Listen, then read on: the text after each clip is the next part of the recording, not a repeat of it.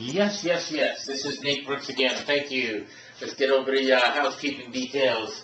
Started 305, lost another 1 pound, headed in the right direction, but slowing down. We gotta get a little, a little bit more focus.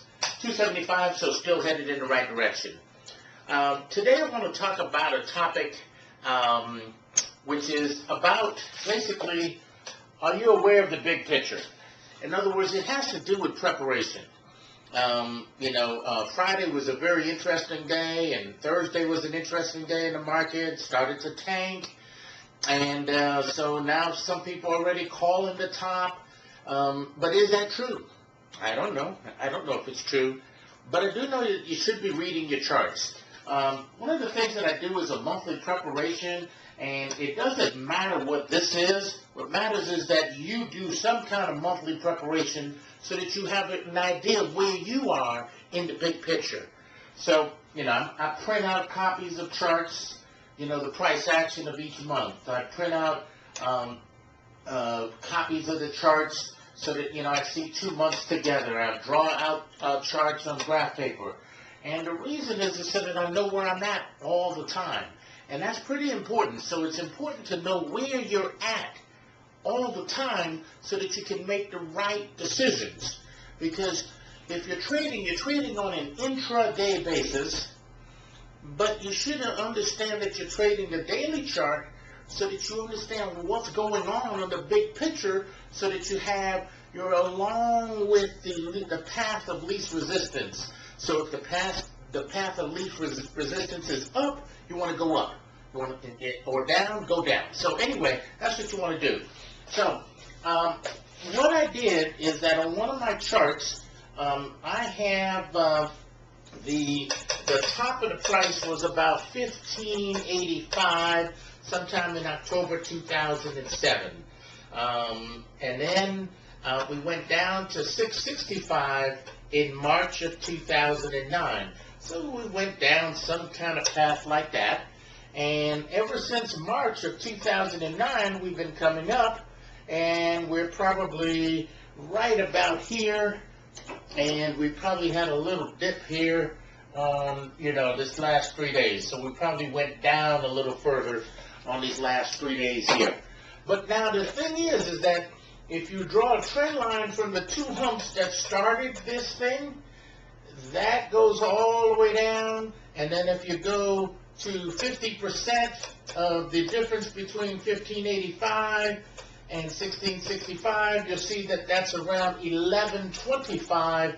So we didn't quite come up to the Fibonacci 50% level, and we didn't quite come up to the trend line, but it looks like everybody's calling the top and said we're probably not going to get to this level. But is that true? So your other homework is going to tell you whether that's going to happen or not. We don't know. You just got to basically keep doing your homework.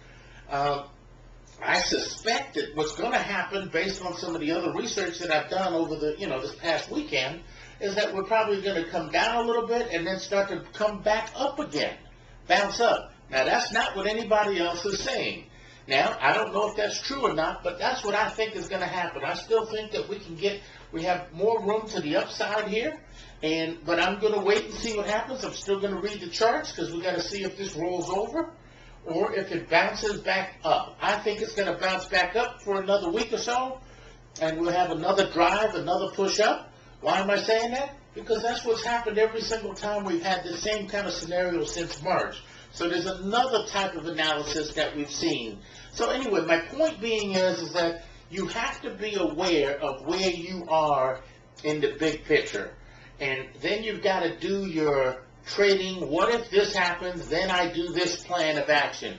If this happens, I do this. If that happens, I do that. So that's one of the things that you've got to be prepared for. But the only way you can be prepared for that is if you actually do your homework and have charts and everything else. I'm going to grab one of these here.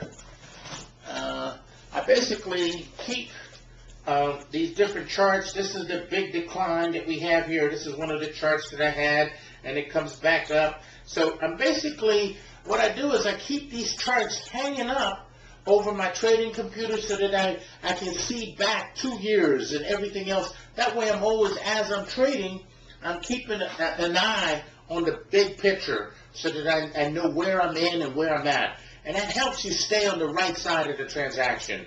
And so, you just start from wherever you're at, especially, so I have all of this going back for the last 4 years. I'm pretty sure that the people who have traded for 20 years probably can show it for 20 years. So that's what I'm saying to you. Get focused and, just know what you're doing and have your own plan of action so that you can keep track of what's happening on the big picture. Now, I had a few questions about the New Wisdom economy. Basically, what happened is that basically back in the 1960s, Peter Drucker had, basically said, hey, we're in the new age now. We're in the information age. And so what happened is that is absolutely correct, is that it was, a period. You got 40 years of constant, here's new information, here's new. So we've been bombarded with 10,000, 15,000 different things that allowed us to say, wow, this is new information, this is how you do this, this is how you do this. But now what's happened is that era is now over. It is no longer, we're no longer in the information age. We're in the wisdom age. And people ask me to clarify what that means. What that means is that what you have to do in order to succeed in this new wisdom age economy is that you've got to determine what are the 1, the 2, the 3 things, not the 500 things or the 10,000 things that's out there, but what's the 1, the 2, the 3 things that you can do to improve yourself, to improve your life. And then you want to act on those things. So that's what the new wisdom is asking yourself, what are those 1 to 2 to 3 things that's going to make a difference in your life? And so if you're trading, look at your trading in an objective way and say, if I can improve 1 to 2 things and made a difference, whether it be stock management or whether it be just figuring out, understanding how market flows, or studying price action or studying volume, you have to decide what those 1 to 2 to 3 things are. But there's only 1 to 2 to 3 things that's going to help you make a difference. And if you focus in on those things, now you're going to be able to implement so that you can get focused, so that you don't get left behind. That's what's happening, is that people who are focusing now, they're saying, I've got to get this done.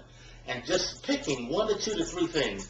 You can't pick 100 anymore. Yes, there's information about 100, but you need to pick 1 to 2 to 3 things and then start focusing in and developing your skills in that area. One of the things that I did when I was trading and trying to figure out trading is I would just I would be talking to somebody. I know what the areas that I needed help in. And when someone said, hey, I knew about this management, stock management, or money discipline, then what I would do is I would say to that person, I would say, wow, they know more than I do. So I would ask them, I said, would you be offended if I gave you $1,500 for an hour of your time so that you can explain to me everything you know about, money management? And that was how I started to get some of those little nuances and technical details that helped me get to the next level. So I was just asking and willing to offer to pay people so that I could get the information that I needed so that I can improve. And so you have to focus in on how do you get your information. The information is out there, so it's really just a matter of you determining and focusing in on those 1 to 2 to 3 things that's going to make a difference in your life. Let's have a great week of trading, and it should be an exciting week.